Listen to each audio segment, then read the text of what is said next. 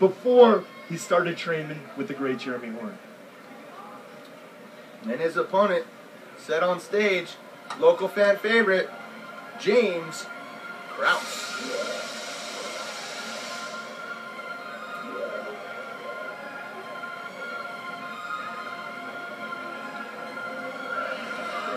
And Krause, almost 20 pro fights here. He's been at this a while, fighting out of Blue Strings, Missouri, Grindhouse MMA. And the interesting thing about him is he can put both feet behind his head, which means he's going to have a good guard game.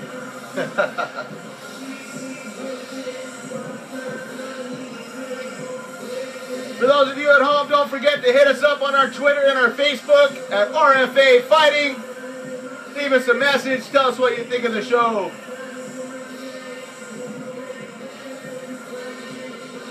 What a card it's been, and we have 5 action-packed fights left, including the main event, Dakota Cochrane versus Joe Daddy Stevenson. Joe Daddy's first fight outside the UFC. I'm really looking forward to that. But right now, we have Amir Kirla versus James Krause.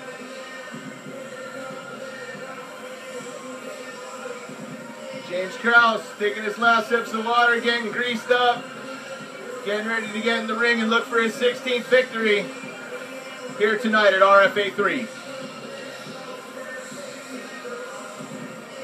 I should say, the James Krause, as he likes to refer to himself. What a nickname. The. I actually got jealous of it for a quick second there, you know what I mean? I actually pronounced it wrong and was calling him the. I'm sorry, James. It's the James Krause. James Krause, despite only getting his blue belt 2 weeks ago, has 11 of his 15 career victories by submission. Yeah, that's called a pretty tough trainer right there. And it is an RFA catchweight at 165 pounds. And is sponsored by Jersey Sports Bar and Grill. Introducing first, fighting out of the red corner. He stands at 5'9" and weighed in at 165 pounds. Holding a professional MMA record of 10 wins, 4 losses. Training out of Jeremy Horn's Elite Performance. And fighting out of Kalamazoo, Michigan, Amir Kirla. His opponent to my right, fighting out of the blue corner, stands at 6'2" and weighing in at 165 pounds.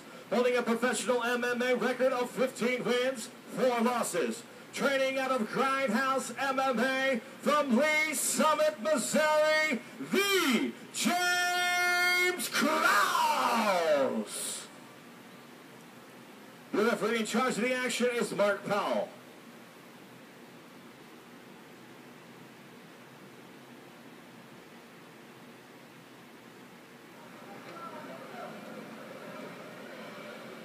Killa touching the corner post there. Looks like he's going to make a quick come out. And he quickly does. Boom. And that high kick is the cage. That high kick is reminiscent of his Taekwondo career. He was a 2004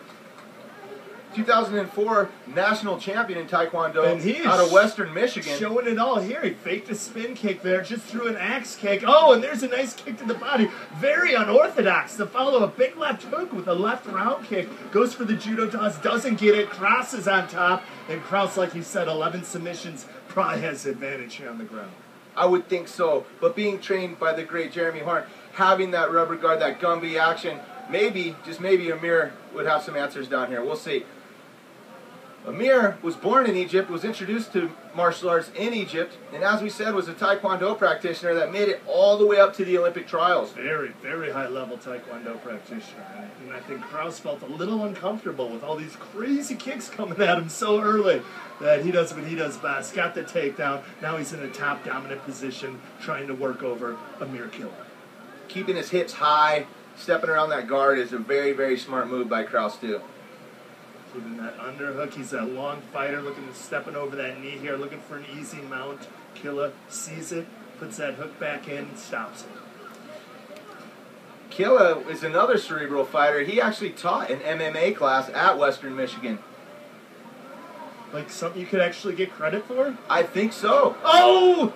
Krause almost fell into a triangle right there. He threw a hard, devastating right hand, slipped, and almost paid the price.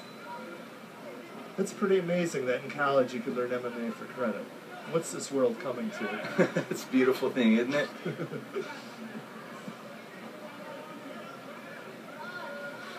And when it came to game plans, when I caught up with the James Krause yesterday, I said, what's your game plan on this one? He says, my game plan is I'm going to keep it on the feet, and I'm going to strike until he gives me a reason not to. But as we saw, there was a very quick reason not to stay on the feet. Amir came out with that gigantic head kick. Now they're back on their feet with another one. Oh! Follows it up with some punches. And that's the kind of thing that throws you off. I mean, you throw a crazy kick, the guy said, what the hell? Then you follow with some straight punches. Very good way to confuse the fighter, because it's very hard to train for that. Not too many guys in the gym throw those kind of kicks. Absolutely. That little tiny bit of shock value Killa was able to capitalize on. Throw those straight punches down that lane. And exactly. If you're not the best boxer, oh! what better way to open up your hands games than with some crazy kicks? James Krause caught Killa with a big right hand there. I don't know if Killa's all the way recovered, even though he's rushing forward and charging forward. Yeah, Killa laughed it off. But, sometimes you laugh when you're hurt. I think so, Not too. all the time.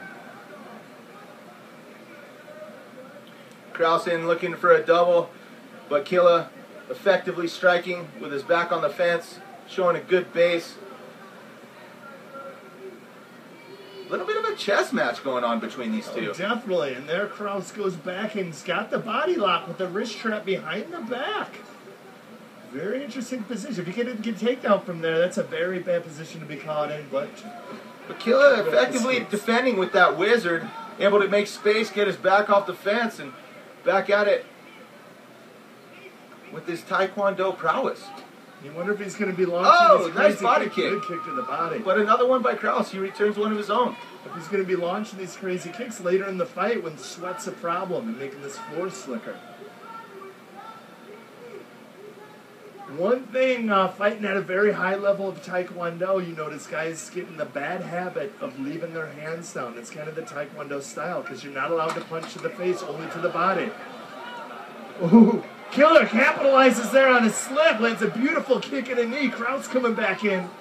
Now they're in the clinch. Amir throwing that spin kick, just missing, and Krause. These guys smiling at each other, a good show of respect. That usually means they like the action. When you're in there and you have that stalemate with each other, it's back and forth, it's a seesaw battle. None of us enjoy anything more than that. Right? It's a little sign that these guys are having fun in there. Ha! He's laughing. But Krause, all business. All business, coming forward, putting him against the fence. Killa's having fun in there, but he's got to get aggressive. He's got to start looking for a way to put Krause's back on the fence, a way to switch the game up a little bit and stop fighting from the defensive posture when they're tied up and fight from the offensive came out posture. and took the center of the cage, but yes, you're right. In this last minute or so here, he's been the one being backed up. Interesting first round. Is Killa seeing some things that he's going to be able to expose in round two? Is Krause not bothered by these weird kicks coming at him, because it looks like he's sticking to his game plan and putting him on the fence and